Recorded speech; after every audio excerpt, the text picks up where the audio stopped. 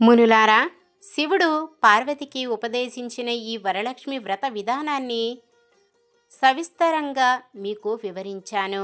ఈ కథ విన్నా, ఈ వ్రతం చేసినప్పుడు చూసినా కూడా సకల సౌభాగ్యాలు, సిరి సంపదలు, ఆయురారోగ్య ఐశ్వర్యాలు సిద్ధిస్తాయని సూత మహాముని సౌనకాది మహర్షులకు చెప్పారు. ఈ కథ విని అక్షతలు శిరస్సుపై వేసుకోవాలి.